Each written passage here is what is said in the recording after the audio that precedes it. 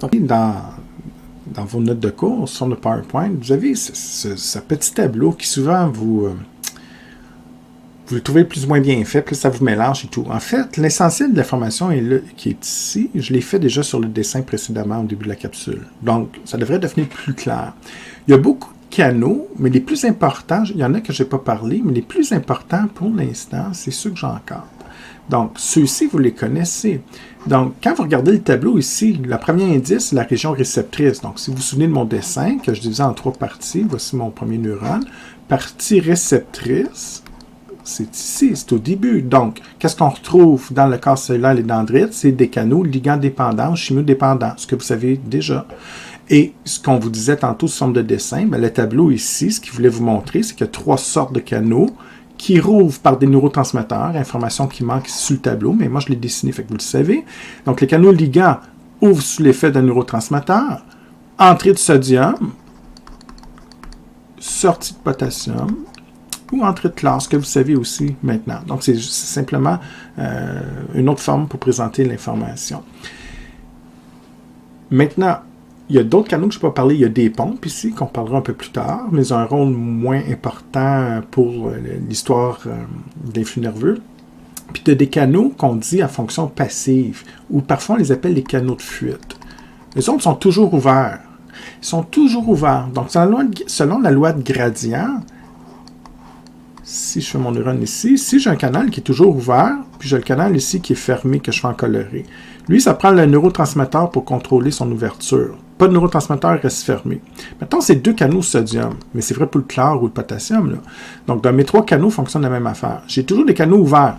Sauf que le canal de fuite qui est toujours ouvert, ici, le sodium va toujours rentrer parce que j'en ai beaucoup plus à l'extérieur qu'à l'intérieur.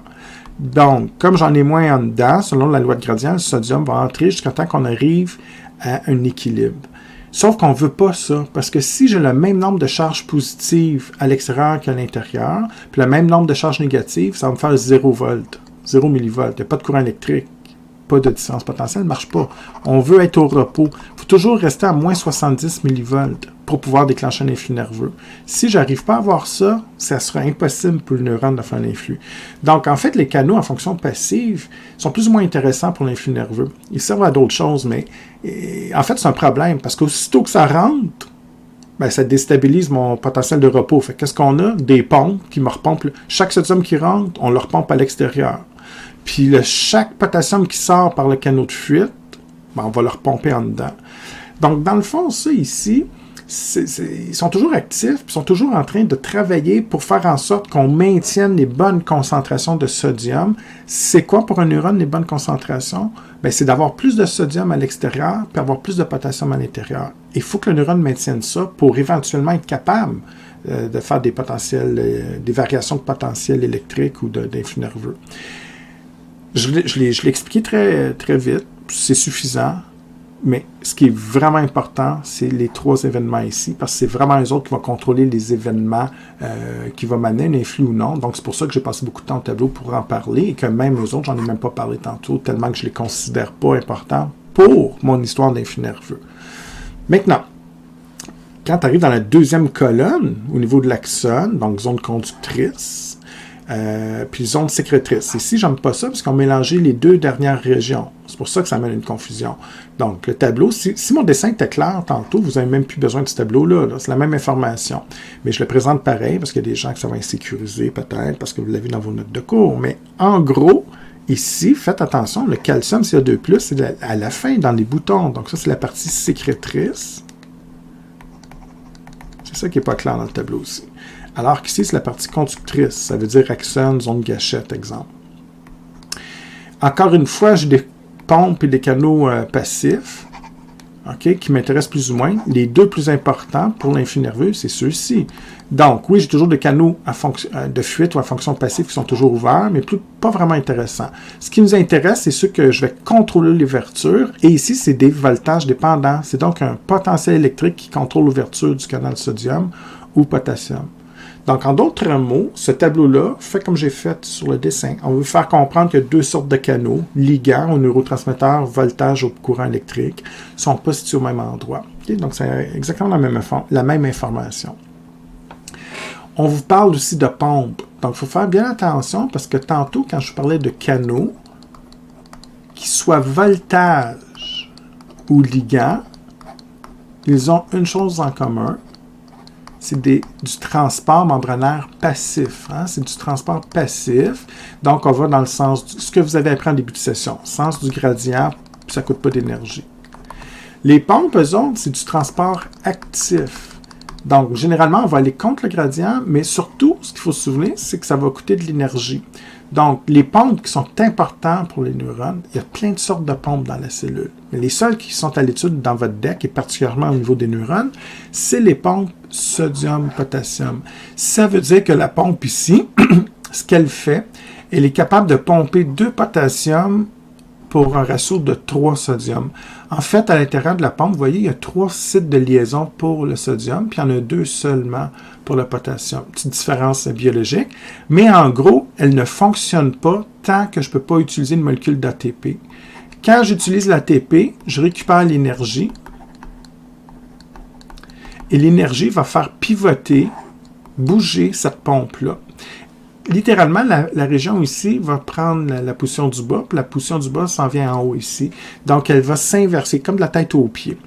Et ce que ça fait, bien évidemment, ici, il ne reste plus d'ATP, elle était consommée. C'est un peu comme le déchet, si vous voulez, métabolique de l'ATP utilisé. Donc, ça, c'est pas de l'énergie, évidemment. L'énergie, elle a été utilisée dans le dernier lien phosphate pour faire pivoter la pompe. Et en pivotant, ce qu'elle fait, c'est qu'elle va expulser le sodium vers l'extérieur, et elle va ramener le potassium. Et on verra que les pompes ils vont être particulièrement actives à la fin d'un influx nerveux. Un influx nerveux, je vous ai dit en début de capsule que c'était vraiment l'entrée massive de sodium, par exemple dans la zone gâchette ou l'axone. Sauf qu'une fois qu'il est rentré en dedans, on ne peut pas le garder. Il faut le ressortir à l'extérieur pour revenir à la normale.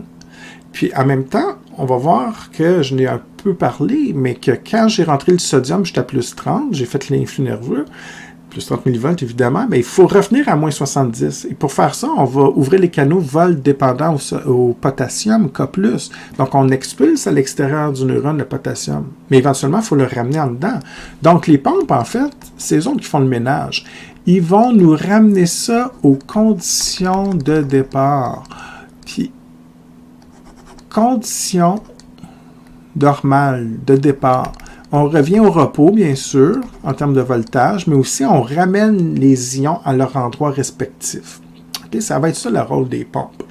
Et là, ça se peut que tu n'aies pas compris trop comment ça marche, ça sort, ça rentre. Quand je vais être rendu plus loin dans l'histoire, je vais être dans l'axone en détail, vous allez comprendre vraiment pourquoi les pompes vont expulser le sodium ou le potassium. C'est pas trop important pour l'instant.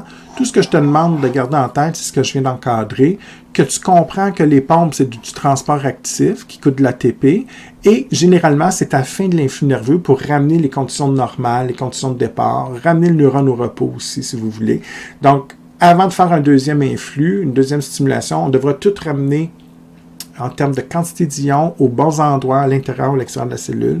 On devra ramener toutes ces conditions normales. Okay? C'est le rôle des pompes. Donc, elles ne font pas l'influx. Après l'influx, elles ramènent les conditions de départ. Ensuite, on vous présente, ça aussi, ça amène souvent la confusion, les dessins, vous ne trouvez pas ça clair, bien, je l'ai fait sur le dessin tantôt. Donc, si le dessin que j'ai fait en début de capsule était clair, tant mieux. Sinon, bien, ça sera ici peut-être qu'il sera plus clair, mais c'est pour vous faire comprendre qu'il y a 2 sortes de canaux généralement.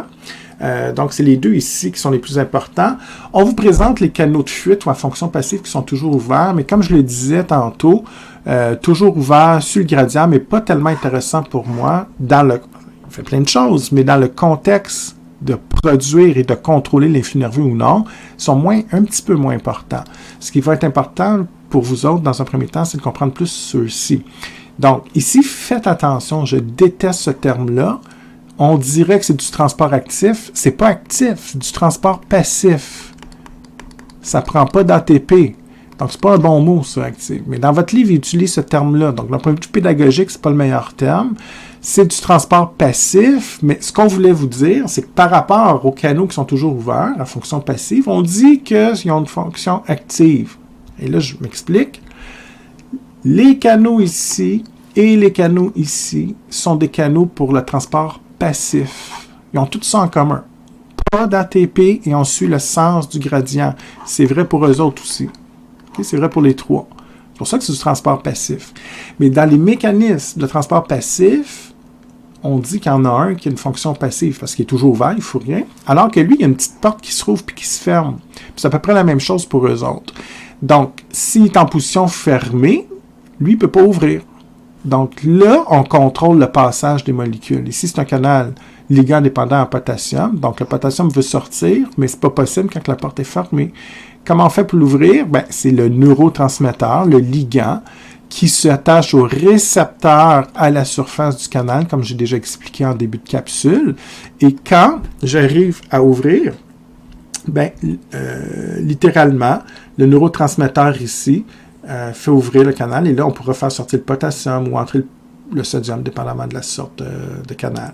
Donc, ça, c'est des canaux ligands dépendants qu'on retrouve en fait dans les dendrites cancellants, partie réceptrice. Donc, dans le sens du gradient, les autres aussi. Le voltage dépendant qu'on retrouve dans la partie conductrice, gâchette, axone ou terminaison, ben, c'est la variation du courant électrique, du voltage qui est fait ouvrir. Ici, vous ne voyez pas de porte. C'est une nuance qui n'est pas retenue pour l'examen, mais en fait, c'est la conformation 3D. Elle a une composition, une formation, je devrais dire conformation 3D qui fait que les ions ne peuvent pas passer. Si je donne un choc électrique, entre guillemets, de façon de parler, mais si j'ai le bon voltage, ça modifie la forme ici, et hop, il devient en position ouverte. Mais peu importe, vous pouvez visualiser une porte de classe. Là. Donc, la porte est fermée, vous êtes des ions sodium, potassium, peu importe, ou chlore. Le concept, la porte est fermée, vous restez dans la classe. Si je rouvre la porte, vous pouvez sortir. Donc, qu'est-ce qui fait ouvrir ma porte? Ben, j'ai deux clés dans mon trousseau. J'ai une clé qui s'appelle neurotransmetteur, puis j'ai une deuxième clé qui s'appelle volt dépendant, donc qui est un voltage. Et l'idée, ben, si c'est une porte ligand dépendant, je prends mon neurotransmetteur, clé neurotransmetteur pour l'ouvrir. Puis si je suis dans une autre classe, puis c'est une porte qui réagit au courant électrique, je prends ma clé électrique, voltage dépendant. Donc, c'est vraiment ça. C'est une porte qui laisse passer les ions d'un sens ou de l'autre, dépendamment du canal. Et j'ai deux façons de les ouvrir selon la sorte de canal. Okay? Donc, c'est une répétition de ce que j'ai dit aussi. Une autre façon de présenter la matière de début de capsule.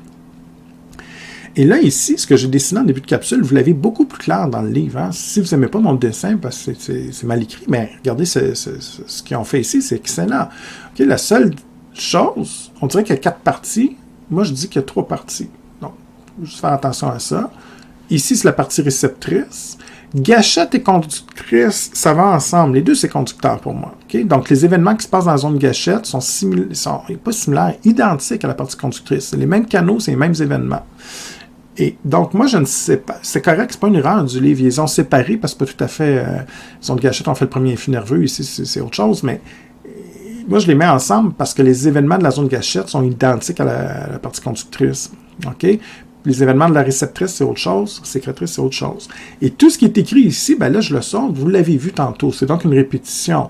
Donc, les 3 événements avec les ligands dépendants, les 2 ici pour le voltage dépendant, puis le calcium voltage dépendant. Okay? C'est la même chose, sauf que là, on vous montre les différents types de canaux dans la membrane cellulaire. Okay? Donc, c'est... Voilà. Tableau résumé aussi pour vous aider quand vous allez étudier, commencer à travailler cette matière-là.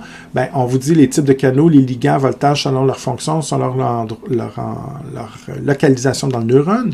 Donc, en fait, ici, on voit, c'est un mot qu'on va voir plus en détail tantôt, potentiel gradué, c'est une chose. Potentiel d'action ou influx nerveux, c'est une deuxième chose. Il y a 2 sortes de courants électriques. Le potentiel gradué, ce n'est pas un influx nerveux, c'est une modification électrique qui se passe seulement dans la partie réceptrice. Alors que l'influx nerveux va se produire dans la partie conductrice, incluant la zone gâchette. Certains potentiels gradués, exemple, si je rentre suffisamment de sodium dans les dendrites, si c'est assez fort, on pourra le convertir en influx nerveux dans la zone gâchette. On verra ça plus tard. Mais en gros, les événements de la partie réceptrice sont là pour faire en sorte que mon potentiel gradué pourra favoriser la production d'un influx ou non. Okay? Donc, c'est vraiment là qu'on va décider si on fait un influx ou non. Dans la partie voltage, c'est vraiment pour faire un influx. Donc, c'est les canaux voltage dépendants, sodium, potassium, ce qu'on résume ici. Les pompes pour amener ça à la normale. Et le calcium, à la fin, ben, c'est pour libérer les neurotransmetteurs. Donc, encore une fois, c'est un peu un résumé de ce qu'on a fait en début de capsule. Maintenant, ici, ce que je vais vous montrer, là, j'en ai un peu plus loin. je vais vous parler du potentiel de repos. Cette diapo, la prochaine. Donc, moins 70 millivolts. Mais c'est quoi un voltage? Là, c'est sûr que je ne vais pas rentrer dans la physique électrique ou la physique des particules. Ce n'est pas nécessaire pour le cours de bio. Tout ce qu'il faut comprendre. De façon très vulgarisée, c'est très simplifié. Un courant électrique, c'est vrai pour l'électricité à la maison, c'est vrai dans votre corps. C'est une différence de charge. Une différence entre les charges positives et négatives, ça va donner un voltage. Si, OK, on le voit dans une pile, mais un neurone, c'est comme une pile dans le fond. Si vous avez les mêmes charges positives et négatives, exemple, vous avez 10 plus ici, 10 moins, il n'y en a pas de différence. Les 10 plus annulent les 10 moins, c'est 0 voltage, 0 millivolts. Il n'y en a pas de différence de potentiel. Votre batterie est à plat, votre neurone est à plat. Il n'y en a pas de voltage. Dans la vraie vie, un neurone au repos, je dois être à moins 70 millivolts. Donc, je dois avoir un débalancement de charge. En fait, il y a plus de charges négatives que positives. OK? Ces deux notions-là de physique électrique ne m'intéressent pas. C'est celle-ci qui nous intéresse. OK? Donc, le voltage, c'est un débalancement de charge. Et, évidemment, la formule ici, là, on s'en fout. C'est de la physique. Loi de la résistance aussi, on s'en fout. Donc, le voltage sur un neurone, comment je peux expliquer mon 70 millivolts? Bien, évidemment, ça veut dire que à la membrane cellulaire, au niveau du neurone, il y a un certain nombre de charges positives, négatives. Là, il y a beaucoup d'informations. C'est pas grave. Tout ce qu'on a à savoir, c'est qu'il y a plus de charges négatives que positives, ce qui crée une différence de potentiel. Donc, il y a un courant électrique de moins 70 millivolts. Il y a une différence de potentiel ici. Et si on met une microélectrode, comme je vous disais, et on regardait, ben votre neurone, il y a toujours, s'il est normal et en santé, moins 70 millivolts. Okay? Et c'est ce qu'on veut. Et aussitôt qu'on va... si, mettons, le neurone est au repos, puis là, il y a du transport de charges positives ou négatives qui se fait par erreur, ben, on a des pompes et des canaux de fuite qui vont travailler très fort à remettre, justement, c'est ça le rôle des canaux de fuite ou passifs qui sont toujours ouverts. Puis les pompes qu'on ne voit pas ici, oui, on en voit une, mais l'idée, c'est qu'on a des pompes aussi pour s'assurer qu'on a toujours ce débalancement. OK, ça, c'est bien important parce que si tu n'as pas ton repos à moins 70, c'est juste impossible de faire les événements qui vont conduire à l'influx nerveux. Donc, ça, c'est la première chose à savoir. Et peut-être que ce n'est pas clair pour vous autres. Pour moi, c'est implicite, là, mais qu'est-ce que ça veut dire, potentiel de repos? Autrement dit, un neurone au repos, c'est un neurone qui n'est pas stimulé. Donc, évidemment, ton neurone ne fait pas toujours d'influx. Ça te prend un stimulus. Alors, je ne sais pas, moi, il y a un moustique qui te pique la main. Ben, le moment avant qu'il te pique, il n'y a pas de stimulus. Tu ne le sens pas. Donc, ton neurone est à moins 70. Là, tu sens les pattes qui marchent, l'insecte marche sur ta main, il te pique, tu sens toutes ces sensations-là. Aussitôt que tu ressens quelque chose, ça peut être de façon consciente ou inconsciente, mais aussitôt que tu ressens quelque chose, exemple dans ce cas-ci, c'est conscient, ben, tu ressens les pattes, la piqûre de l'insecte. Là, il y a eu des influx nerveux qui sont partis des récepteurs au niveau de ta peau, qui ont passé dans un neurone, on relâche le neurotransmetteur, va dans les autres neurones, peu importe, mais en gros, on va partir de la main, passer par les neurones de la moelle épinière, le cerveau, puis en bout de ligne, il y a une région dans ton cerveau qui analyse les sensations de douleur, de toucher ou peu importe, et cette région du cerveau va déduire que, ben là, on a quelque chose qui se passe au niveau de la main. Donc, ça, c'est un neurone stimulé. Pas stimulé, moins 70, pas de moustique. Mais s'il y a un moustique qui pique et que tu le ressens, donc là, j'ai un stimulus, là, je vais passer à plus 30 millivolts pour faire mon potentiel d'action, ou si tu préfères l'influx nerveux. Là, j'ai fait un événement. Mais pour pouvoir faire ça, il faut que je parte du moins 70. Fait qu'exemple, si au repos pas stimulé, j'étais à plus 5, il n'y a rien qui va se passer. C'est dur à croire, mais il n'y a rien qui se passe. Il faut toujours revenir au repos pour pouvoir déclencher les autres événements. Okay? Donc, c'est à peu près ça qu'il faut garder en tête. Encore une fois, ici, un tableau résumé. Donc, j'en ai pas mal parlé des fonctions en début là, avec le dessin. C'est pour vous rappeler, mais je vais y revenir tantôt, plus tard dans la capsule, quand je vais vous expliquer vraiment en détail toute l'histoire. Donc, ce sera plus comme un guide là, quand on aura terminé la capsule, puis que tu voudras réviser, puis te rappeler un peu. C'est un aide-mémoire. La seule chose que je vais te demander de retenir, c'est ce qui est ici. Ça, je veux que tu le saches par cœur. Souvent, il y a des profs qui font apprendre les chiffres. il y a tant de concentration de sodium, potassium. Les chiffres dans votre manuel, là, quand vous allez le lire, ça ne m'intéresse pas. Mais je veux que tu saches que pour ces ions-là, à quel endroit on a le plus ou le moins. En fait, pour le sodium, pour le chlore et pour le calcium, c'est toute la même affaire. Exemple, si c'est le neurone, il y en a plus à l'intérieur qu'à l'extérieur. Donc ça, ce n'est pas des charges, c'est une quantité ici. Ça veut dire que j'ai beaucoup plus de sodium, de chlore et de calcium.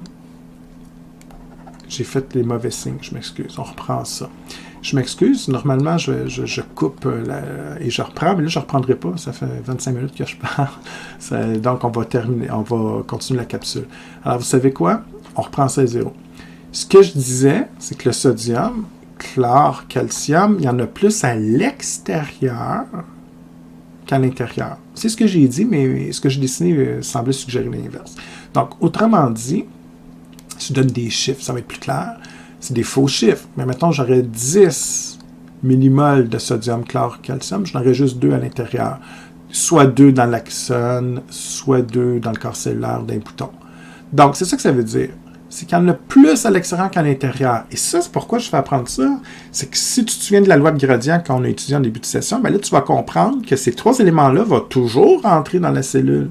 C'est juste impossible de les sortir parce que la loi de gradient dit qu'on se déplace vers l'endroit où il y en a le plus, vers le moins. Donc, de façon spontanée, quand je vais rouvrir les canaux, qu'ils soient ligand dépendants au neurotransmetteur ou voltage dépendant avec le courant électrique, comme on a déjà vu plusieurs fois, ça va impliquer que les canaux sodium, chlore, calcium, une fois ouverts, vont permettre l'entrée vers l'intérieur du neurone. C'est sûr que le calcium, il va entrer dans les boutons. Le sodium, ben, il peut rentrer soit dans l'axone ou le corps cellulaire, dépendant si c'est des canaux ligands, c'est ici. Si c'est des canaux voltage dépendants, ça sera dans la zone gâchette ou l'axone. Le chlore, ici, ben, bien sûr, il n'y en a pas au niveau de l'axone. Donc, lui, s'il rentre, c'est vraiment au niveau du corps cellulaire. Autrement dit, le chlore peut rentrer juste au début, si vous ne l'avez pas vu de même au début de la capsule, là on le dit clairement. Le chlore rentre au début. Le sodium peut rentrer soit dans l'axone, zone gâchette, ou le corps cellulaire, dépendamment si c'est un canal ligand ou volt. Puis le calcium peut juste rentrer ici à la fin. Le seul qui peut sortir, c'est le potassium. Fait que souvent, là, soyez opportuniste quand vous étudiez. Là, tu dis, ah ouais, c'est 4 mélangeants, lui rentre, lui sort, lui rentre, lui rentre. Mais soyez opportuniste. La façon simple, c'est que tu retiens juste le potassium. Lui sort, les autres font le contraire. Donc, si tu te souviens, tu as juste un élément à retenir au lieu de 4. Okay? Ça, c'est quelqu'un qui étudie de façon efficace.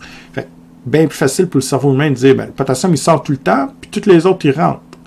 Fait que, si lui sort, les 3 autres rentrent. Pourquoi qu'il sort le potassium? Ben, ce qui est important de retenir, c'est vraiment ça ici. Ça, c'est du par cœur. Par contre, il y en a plus à l'intérieur. Donc, ce qui arrive, si je fais un neurone ici, le potassium, il va toujours sortir parce qu'exemple, c'est des faux chiffres, il y en a 10 en dedans, 2 dehors. Donc, selon la loi de gradient, quand je vais ouvrir le canal, exemple, ligand dépendant ici, potassium, de façon spontanée, va tout simplement sortir. Fait qu'en fait, c'est simplement vous dire ici, vous savez qu'il y en a le plus, en dedans ou en dehors, et selon l'endroit où il y en a le plus, bien, ça oriente le déplacement. Ça explique pourquoi le potassium K+, va toujours sortir quand les canaux vont ouvrir, et pourquoi que les 3 autres ions vont toujours rentrer. Okay? C'est ça qui est important de retenir. OK, donc ici, on va vraiment se concentrer sur les événements de la région réceptrice. Donc, si je refais un neurone, évidemment, pour les prochaines diapos, peut-être la dizaine de diapos qui suivent, là, ce qui m'intéresse, n'oubliez pas les 3 sections, hein, partie réceptrice, conductrice, sécrétrice, c'est ici que je vais être. Ici, ça n'existe plus. Okay? Donc, qu'est-ce qui se passe dans les dendrites ou le corps cellulaire? Donc, ça, il faut vous garder en tête que les prochaines diapos, on est juste là. Okay? Puis plus tard, on parlera du reste. Premièrement des choses, il y a 2 nouveaux mots à apprendre. Et quand on vous parle de dépolarisation, hyperpolarisation, c'est associé à des événements moléculaires, clésions, donc entrée ou sortie de certains ions. On peut réutiliser ces termes-là aussi, vous allez voir, surtout dépolarisation au niveau de l'axone. Il y a un autre terme qui ressemble beaucoup à hyperpolarisation, c'est à peu près la même chose, qu'on parle de repolarisation et tout ça. Mais pour un premier temps, ces 2 termes-là, je vais les envisager dans la partie réceptrice. Donc, vous savez que le premier influx nerveux se passe ici, dans la zone gâchette. Sauf que les événements électriques ici dans la partie réceptrice, c'est pas des influx nerveux. C'est une modification électrique, mais on va parler, on a un autre nom, on va parler de potentiel gradué. Donc, il y a 2 mots pour moi. En fait, 3. L'influx nerveux, des fois, on va dire que c'est un potentiel d'action. C'est à peu près l'équivalent. Okay? En termes d'événements, c'est pas mal la même chose. Il y a des petites nuances, mais je ne les fais pas dans le cours. Là. Donc, on peut, même si scientifiquement, c'est pas tout à fait vrai, on peut dire que c'est des synonymes pour nous autres, c'est suffisant. Donc, l'influx potentiel d'action se passe zone gâchette conductrice. Potentiel gradué, la définition, ça va apparaître un peu plus tard dans la capsule, mais je veux déjà que vous le sachiez, ça va m'aider à vous expliquer clairement. C'est une modification électrique du potentiel de repos. Okay? Donc, c'est une modification électrique du potentiel, on dit souvent potentiel membranaire, hein, parce que c'est le voltage, le courant électrique, si vous voulez, la différence de potentiel électrique au niveau de la membrane. La modification électrique du potentiel au repos. Potentiel membranaire au repos, qui est, maintenant vous le savez, à moins 70 millivolts. Autrement dit, tant que je suis au potentiel de repos, il y a comme 3 états. Okay? En termes de courant électrique, si on peut dire ça de même, là, donc, en tant que courant électrique, il y en a comme 3 sortes. Il y a juste 3 types, 3 états. On peut être à un potentiel de repos, on peut être à un potentiel gradué, et on peut être au niveau du potentiel d'action ou de l'influx. Ici, l'influx, ça va être seulement dans la zone gâchette et l'axone, donc pour l'instant, il ne m'intéresse pas. Fait que les 2 qui m'intéressent au début du neurone, dans la partie réceptrice, c'est le repos potentiel gradué. Donc la définition que je viens de te faire écrire, c'est simple. Je suis à moins 70 millivolts, le neurone n'est pas stimulé. Il arrive un événement quelconque, vous avez une stimulation, une présence d'un stimulus. Et là, quand je te parle de stimulus, c'est large. Ça peut être une image à regarder, un son, une sensation tactile. Ça peut être des événements à l'intérieur de ton corps. Ça peut être la température, la glycémie qui tombe, peu importe. Il y a des perturbations et tu vas les détecter. Et une fois détectées par les récepteurs, on va enclencher une réponse nerveuse, donc production d'influx nerveux. Mais avant d'arriver là, c'est quoi les événements qui se passent au début? Je dois modifier le potentiel de repos. Et il y a 2 façons de le modifier. Mon moins 70 millivolts, je peux faire 3 événements au début. Souvenez-vous, je rentre du sodium, je rentre du chlore ou je sors du potassium. Ces 3 événements-là peuvent faire 2 choses en fait. Soit que je modifie le potentiel de repos vers une valeur positive, ou soit je le rends encore plus négatif. C'est 2 sortes de potentiel gradué. Et là, c'est bien trop long de dire, bien, mon potentiel de repos a été modifié de façon positive, puis mon potentiel de repos à moins 70 a été modifié de façon négative. Donc, on a trouvé 2 mots qui résument tout ça. Et les 2 mots, ben, c'est la dépolarisation, qui est un premier type de potentiel gradué, et un deuxième qui s'appelle l'hyperpolarisation. C'est juste, en fait, une façon de dire, il y a 2 manières différentes de modifier mon potentiel de repos dans la partie réceptrice au début du neurone. Soit que je dépolarise le neurone, soit que je l'hyperpolarise. Et comment j'arrive à faire ça? C'est les 3 événements avec qu'on a déjà vus en début de capsule avec les canaux ligands dépendants. Donc, je t'explique la dépolarisation. Ce qui ici est extrêmement important. Vous devez tout savoir ça. Quel événement permet une dépolarisation et qu'est-ce que ça va faire? Donc, si je refais mon fameux dessin simplifié, dans les dendrites et le corps cellulaire, on se souvient qu'il y a 3 sortes de canaux. C'est des canaux chimio ou, si tu préfères, ligands dépendants. Donc, ça veut dire que c'est des neurotransmetteurs qui les font ouvrir. Ça, c'est un rappel. La dépolarisation, il y a un seul événement qui fait la dépolarisation et c'est toujours le même. Ça veut dire qu'à chaque fois que tu vois le mot dépolariser, ce que je veux que tu retiennes, c'est une entrée de sodium. Autrement dit, j'ai un neurotransmetteur qui fait ouvrir le canal sodium ligand dépendant et c'est une entrée de sodium à l'intérieur. Donc, on vous dit ici, ouverture des canaux ligand dépendants. Évidemment, c'est un neurotransmetteur qui fait ça. Entrée de sodium, ça c'est la deuxième chose à savoir. Et là, si je te pose la question, Si je fais entrer des charges positives, évidemment, le Na+, qui rentre, est-ce que ta cellule va devenir négative ou positive en termes de voltage? Bien évidemment, le fait qu'on rentre des particules positives, ça augmente les charges positives, donc le voltage devient de plus en plus positif. Et là, c'est peut-être pas écrit, mais vous allez le noter. Oui, c'est écrit ici. Donc ça, c'est extrêmement important. Pour moi, ça sera un 4e point noté. Ça augmente les chances de produire des influx nerveux. Et ça, ce mot-là est tellement important, il est lourd de sens, là. OK? Fait que je vais vous expliquer ça dans 2 secondes. Augmente les chances de produire un influx. Dans la zone gâchette, évidemment, la prochaine région du neurone. Ça veut dire quoi? Si je vous dis augmente les chances, et je te pose la question, est-ce que c'est absolu que tu vas faire un influx nerveux? Est-ce qu'aussitôt que tu dépolarises et que tu fais rentrer du sodium, c'est sûr et certain à 100% que tu fais un influx? Bien sûr que non. Ce que ça veut dire, c'est qu'il faut que la dépolarisation soit assez forte. C'est vrai que je vais dans le bon sens. Quand tu dépolarises, tu augmentes tes chances. Si tu hyperpolarises, on verra tantôt, tu n'en feras jamais d'influx, c'est juste impossible. Donc, tu dépolarises, tu t'en vas dans le bon sens, mais ce n'est pas assuré que tu feras un influx nerveux. En d'autres mots, si la dépolarisation est trop faible, tu ne feras jamais d'influx. Il faut que la dépolarisation soit assez forte, donc autrement dit qu'il y ait assez de charges positives qui rentrent pour modifier de façon conséquente ton potentiel électrique.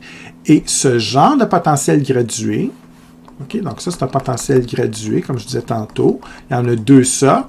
Le potentiel gradué dit de dépolarisation, ça veut dire quoi? Ça veut dire qu'il fait ouvrir les canaux ligands dépendants au sodium via un neurotransmetteur. Sodium rentre, augmente les charges positives et ça augmente les chances de produire un influx. Si la dépolarisation, traduction, s'il y a assez de sodium qui rentre, oui, on ira dans un deuxième événement au niveau de la zone gâchette et de l'axone pour faire un influx, mais ça, c'est une autre histoire. Puis si c'est trop faible, ben, il n'y en aura pas jamais d'influx. Mais au moins, ça augmente tes chances. Donc, autrement dit, ce que tu dois retenir, c'est que quand tu dépolarises, j'ai pas le choix, il faut que je fasse rentrer du sodium pour éventuellement faire un influx. Si tu ne fais pas ça, tu ne feras jamais d'influx, c'est sûr. Et le schéma ici, en fait, c'est on a pris 2 électrodes sur un neurone et ce que j'ai dit en mots, on le voit en image. Donc, c'est plus pour mes visuels. Ici, je suis au potentiel de repos à moins 70. Hein, je vous ai dit, il faut savoir cette valeur-là, moins 70 millivolts. Ça veut dire que le neurone n'est pas stimulé. Il n'y a pas de moustique, exemple, si je reprends l'exemple de tantôt. Donc, il est repos. Il ne se passe rien. Oups, il y a un événement ici qui se passe. On a modifié le courant électrique. On n'est plus à moins 70. Donc, ça, c'est un potentiel gradué. Il y a un changement, comme je vous ai fait noter tantôt. Et là, c'est un changement d'hyper ou de dépolarisation. Et on est toujours dans la partie réceptrice. Dans ce cas-ci, mon échelle, moins 70, 0, plus 30 exemples. Donc, si je m'en vais dans ce sens-là, c'est évidemment positif. Si je m'en vais vers le moins 90, c'est négatif. Donc, dans quelle direction je m'en vais? Bien, en faisant rentrer des Na+, ici, avec les canaux ligands dépendants, on augmente les Na+, qui rentrent. Donc, il y a de plus en plus de charges positives qui s'accumulent. Et au lieu d'être à moins 70, là, je vais passer à moins 60. Là, je sais que c'est négatif, mais c'est moins négatif. Chaque plus qui rentre, chaque charge positive, ça rend la cellule moins négative. Moins 50, moins 10. Je tombe à 0. 0, c'est plus positif que moins 70. Après, j'augmente. Là, OK, j'ai encore des Na+, plus 3, plus 10, plus 20, vers le plus 30. OK? Donc, je vais dans le bon sens. Il y a une valeur magique, une valeur seuil, que si j'atteins, ça déclenche un influx, puis si je ne l'ai pas, ben, il n'y aura pas d'influx. Mais ça, c'est plus tard dans la capsule qu'on verra ça. Pour l'instant, simplement comprendre que si je m'en vais dans le sens positif, c'est une dépolarisation, donc tu augmentes tes chances. Petite parenthèse, je sais qu'il y a toujours 1 ou 2 étudiants qui vont avoir de la misère à comprendre que quand je rentre des charges positives, je passe de moins 70 à moins 50, ben, c'est plus positif. Ben, vois ça comme des dettes d'argent. OK? Si tu dois 1000 $, puis à la fin du mois, tu en dois 10 000, c'est de plus en plus négatif, tu es de plus en plus dans le trouble, tu dois plus d'argent. Si tu dois 1000 $, Puis là, tu gagnes 100 pièces, puis un autre 100 pièces, puis là, tu es rendu avec une dette de 800. C'est sûr que tu dois encore de l'argent, mais 800, c'est moins pire que 1000. Puis tu dois juste 100 pièces, tu es moins dans le trouble que si tu en dois 1000. Donc, c'est un peu ça ici. Quand je baisse ma valeur négative ici, moins 70, moins 60, moins 50, ben, moins 50, c'est plus positif que moins 70. Je tends vers le zéro. Le zéro, tu n'as plus de dette. Le zéro, c'est plus positif que moins 70 d'un point de vue de voltage. OK? Donc, c'est comme ça qu'il faut le visualiser. Maintenant, l'autre type de potentiel gradué, qui se passe toujours dans la partie réceptrice, donc toujours contrôlé par des neurotransmetteurs, ben, c'est les deux autres événements.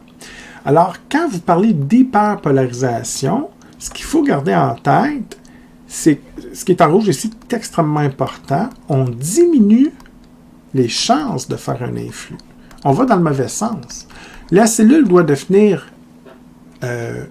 positive en termes de voltage, mais là, on s'en vient négatif. C'est clair que tu ne vas pas dans le bon sens. Je vous ai déjà dit qu'un influx nerveux, c'est à plus 30. Je dois m'en aller dans cette direction-là. Donc, si je rentre des charges négatives, puis je m'en vais vers le moins 90, je m'en vais complètement en sens opposé. OK? Donc, ici, tu diminues tes chances de faire l'influx. Puis, même, on pourrait dire que s'il y avait juste l'hyperpolarisation, tu ne feras jamais d'influx. Pourquoi qu'on dit diminue tes chances? Ben, c'est parce que souvent, les événements vont se produire en même temps, puis c'est le plus fort que l'emporte. Je rentre du sodium, donc je dépolarise, j'hyperpolarise, puis tout ça se fait en même temps. Donc, le plus fort va l'emporter. Mais on s'entend, si tu fais juste l'hyperpolarisation, ça empêche carrément la production d'influx nerveux. Il n'y en a pas. OK? Donc, c'est le signal contradictoire. Et comment c'est possible de faire ça? Comment je fais, moi, pour faire en sorte que mon neurone devienne plus négatif? Bien, toujours les neurotransmetteurs, mais des neurotransmetteurs qui vont être spécialisés sur d'autres canaux. Exemple, le canal à chlore, Cl-. Donc, si mon neurotransmetteur fait entrer du chlore, c'est de l'hyperpolarisation parce que le chlore rentre à l'intérieur et fait en sorte qu'il y a des charges négatives qui rentrent. Donc, évidemment, tu ne feras pas d'influx. Alors, on vous le dit ici, les trois événements que je vous ai présentés en début de capsule, ben, l'entrée de sodium, c'est une dépolarisation, mais les deux autres événements, soit l'entrée de chlore ou la sortie de potassium, on arrive à le même effet. Donc, perdre des K+, ou entrer des Cl-, ça fait le même effet. Ça fait que le neurone va être négatif en termes de voltage. Et si tu es négatif, tu hyperpolarises. Il y a des gens qui comprennent très bien, hein, je vais le symboliser ici, là, le monde comprend très bien que si je rentre des Cl-, ben, la cellule devient négative. Imaginez-vous, j'ai 10-, puis j'en ai 10- à l'intérieur. Ben, si je rentre des moins, je suis rendu à 20-, c'est plus, il y a plus de charges négatives. Donc ça, c'est facile. Je rentre des moins, je rentre des Cl-, c'est négatif. Ce que vous ne voyez pas des fois, c'est la perte de potassium. La perte de charge positive, c'est le même effet que rentrer des moins. Et pour le visualiser, imaginez-vous que j'ai des K+ ici. Mettons, j'ai 10 K+, puis j'ai 10 Cl-. OK? Et j'ai, bon, OK, on va dire ça comme ça. Donc, c'est sûr que si j'ai 10 Cl- que je fais rentrer, ben, je vais être rendu à 20-, ça devient plus négatif. Donc, l'intérieur devient négatif. Mais le fait de perdre des charges positives, c'est le même effet, parce que si j'ai perdu des K+ vers l'extérieur, puis au lieu de 10, il m'en reste 2, bien là, au lieu d'être à 10-10, s'il m'en reste juste 2, parce que j'en ai perdu 8 à l'extérieur, bien, le 10 chlore aussi, les 10 charges négatives deviennent plus importantes. Je suis plus en balance ici, je n'ai pas 10+, 10-. Là, j'ai un 2-10, mais les charges négatives deviennent plus importantes. Et c'est comme ça qu'il faut le visualiser. C'est que je rentre des moins et j'ajoute à la charge négative, mais le fait de perdre des plus à l'extérieur, ça va rendre négatif aussi, parce que ça donne plus d'importance aux charges négatives existantes dans la cellule. Okay? Donc, c'est pour ça que c'est de l'hyperpolarisation et qu'on arrive au même effet. Et si je reviens, ça c'est des mots, mais pour mes visuels, si on regarde le dessin ici, c'est la même chose. Donc, dans ce cas-ci, quand je regarde une hyperpolarisation, ben, je suis encore une fois au repos, à moins 70. Et là, il y a une chute. Je rentre, exemple, du chlore par les canaux ligands dépendants ou, donc, entrée de chlore, ou sortie de potassium. On a le même effet, une chute. On parle des charges positives, on gagne des charges négatives, mais au total, la cellule deviendra de plus en plus négative en termes de voltage. Et là, je peux aller vers le moins 80, moins 80 millivolts, moins 90. Donc, ça empêche la production d'un influx nerveux. Et si je résume les deux diapos, très simple, 3 événements. Dépolarisation, entrée de sodium, j'augmente mes... Donc, la cellule devient chargée positivement, augmente les chances de faire un influx, même si c'est pas sûr à 100%. Il faut que la dépolarisation soit assez forte. Ou bien, je fais entrer du chlore ou encore sort du potassium. Peu importe l'événement qui se passe, ces deux événements vont contribuer à une hyperpolarisation. En d'autres mots, j'empêche la production d'un influx nerveux parce que le neurone devient chargé négativement. Et c'est tout. Puis là, souvent, vous me posez la question, je pourrais vous en reparler quand on se verra de vive voix, j'aurai plus d'exemples, mais tout le monde comprend pourquoi on fait un influx. OK, j'étais à l'examen, la réponse ABCDS, tu as ou CB, là, tu réfléchis, bon, ta mémoire, ce que j'ai étudié, ce que j'en comprends, mais des fois, la région aussi limbique avec les émotions, je suis stressé, la prof, je le trosse pas, c'est peut-être un piège, peu importe. Tout ça fait en sorte qu'on va déclencher des influx pour produire une réponse A ou B. Puis là, tu vas envoyer des influx sur les muscles de ta main pour écrire la bonne réponse. Ce que vous comprenez plus difficilement, c'est pourquoi il faut empêcher la production d'influx. Il y a plusieurs raisons, certaines complexes, mais je vais surtout y aller en simple. Premièrement, il y a des stimuli qu'il faut que ça arrête à un moment donné. Okay? Donc, exemple, je vous donne un exemple.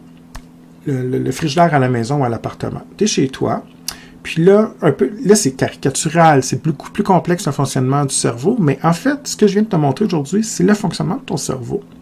Donc, exemple, ton frigidaire, tu te couches à minuit, à soir, tu t'endors, là, tu entends toutes sortes de sons. Le bruit du frigidaire, exemple. Donc, qu'est-ce qui arrive dans la région auditive de ton cerveau, puis la région préfrontale, qui est l'analyse logique et tout, tu as des influx qui passent. OK? Donc, le neurone de ta région auditive fait des influx nerveux. Donc, dépolarisation, entrée de sodium, j'en ai assez qui rentrent, provoque des événements qu'on verra plus tard dans la zone gâchette et axone pour produire des influx, tu entends le son. Là, ton système limbique pour les émotions, ta région frontale qui est la logique, l'intelligence, là, c'est pas dangereux, un frigidaire, ça fait 20 ans que j'entends ça, pas de trouble. Donc, à un moment donné, pour dormir, tu vas court-circuiter le message. C'est plus nécessaire d'entendre ce son-là, on est habitué. Donc, à un moment donné, tu vas faire en sorte que dans certaines régions de ton cerveau, tu hyperpolarises. Faire entrer du chlore ou sortir du potassium avec d'autres neurotransmetteurs qui rouvrent ces canaux ligands. Et là, tu empêches l'influx. Et en empêchant l'influx, tu finis par perdre le son. Tu n'entends plus. 3 heures du matin, il y a quelqu'un qui gosse ta fenêtre avec une cagoule. Tu sais que c'est pas normal. Là, tu vas en faire entrée massive de sodium, beaucoup d'influx. Donc, selon les situations que tu vas vivre, tu as besoin de faire ou non des influx. Il y a des événements décisionnels complexes qui fait en sorte, et ça c'est dur à comprendre, et si tu ne le comprends pas, c'est pas grave, c'est de la culture personnelle. Mais si tu dis, ce soir, qu'est-ce que je fais pour souper? Du poulet ou des pâtes? Vous pensez toujours que c'est juste un neurone qui fait un influx, mais en fait, c'est des millions de neurones qui vont faire une espèce de réseau, un peu comme un ordinateur. Et là, exemple, c'est dur à croire, vous devez me croire sur parole, mais mettons, si tu prends la décision finale d'acheter du poulet, ça veut dire le neurone 1, 1500, 2003, 8600 fait un influx en combinaison avec le neurone du 122, 303 puis 404, mettons, qui ne fait pas d'influx. La combinaison de production d'influx et de, entre guillemets, pas d'influx fait en sorte que tu vas arriver à une décision. Tu décides de faire des pâtes, là, peut-être que le 303 qui ne faisait pas d'influx, tu vas faire un influx et il y aura une série différente, un pattern différent de production d'influx dans certains neurones et en même temps, de façon synchronisée, d'autres neurones devront empêcher l'influx. Et ça prendra une décision X. Et si le neurone 822 qui devrait pas faire d'influx, par erreur, il en fait un, tu vas arriver à une décision différente. Et c'est pour ça qu'il ne faut pas toujours faire d'influx. Tout ton processus de fonctionnement du cerveau était comme un amalgame entre le fait de faire ou non. Et ça amène à quelque chose d'incroyable. Il y a peut-être des gens qui vont le voir, mais toute la différence entre certaines maladies mentales, la schizophrénie, des gens qui ont des hallucinations, des gens qui entendent des voix, qui voient des choses. Tu travailles en psychiatrie, puis tu as des patients qui voient des choses qui n'existent pas, soyez indulgents. Ils ont juste un peu trop de sodium. C'est juste ça. Il dépolarise un peu trop. Il y a trop d'influx dans la région visuelle. Il voit des choses qui n'existent pas. Tu vois, présentement, tu entends ma voix à l'écran. Ben, qu'est-ce que tu en sais que ce n'est pas une hallucination? Ben, c'est parce qu'en fait, tu pars du sodium, dépolarise dans un neurone auditif, et là, tu vas faire des influx qui font en sorte que tu entends ma voix, et ton cerveau décolle parce que tu es en santé. Mais la personne à côté qui fait des influx au mauvais moment, ben, c'est la même chose. On ne devrait pas faire d'influx. Et en fait, votre vie dépend de ces 3 petits ions-là. Sodium, chlore et potassium. Bonne prise de décision, mauvaise prise de décision, c'est ces ions-là. Il y a des formes de dépression, il y a plein de sortes, il faut faire attention, mais il y a plein de formes de dépression. Exemple, dans la région du plaisir, exemple, quelqu'un qui a une vie vraiment terrible depuis sa naissance, puis rendu à 30 ans, grosse dépression, c'est possible que lui, dans la région du plaisir, puis d'autres régions du cerveau, il n'y a pas assez de sodium, pas assez de neurotransmetteurs qui fait ouvrir, donc pas assez d'influx nerveux dans la région du plaisir. Qu'est-ce qu'on fait? On donne du lithium, on donne des médicaments qui viennent augmenter la présence de certains neurotransmetteurs qui va favoriser l'entrée de sodium à certains endroits, donc plus d'influx nerveux. Des fois, on va donner des médicaments pour guérir certains problèmes qui empêchent l'entrée de sodium, ou on favorise l'entrée de chlore pour empêcher les influx. Et vous ne réaliserez jamais que le fonctionnement du cerveau, ou à peu près tous les déséquilibres biologiques, je parle pas d'ordre psychologique, mais biologique, c'est souvent relié à des neurotransmetteurs qui contrôlent mal le passage de ces ions-là. Notre fonctionnement du cerveau dépend de ces ions-là. Donc, vous verrez un jour, vous allez faire un peu de pharmaco dans vos cours de soins et vous verrez qu'il y a beaucoup de médicaments comme ça qui viennent juste stabiliser l'entrée ou non de ces ions-là, tout simplement en interférant ou en stimulant la présence de neurotransmetteurs. Donc, techniquement, beaucoup de médicaments utilisés par la médecine moderne viennent tout simplement jouer avec les canaux sodium, parfois au niveau de l'axone, mais souvent au niveau de la région réceptrice. Donc, je ferme la parenthèse, c'était plus de la culture, mais pour vous montrer un petit peu l'application de tous les jours. Évidemment, pour l'examen, on revient à ce que j'expliquais tantôt. Donc, pour l'instant, c'est d'être capable de distinguer une dépolarisation de l'hyperpolarisation au niveau de la région réceptrice, comme on l'a bien expliqué il y a quelques instants.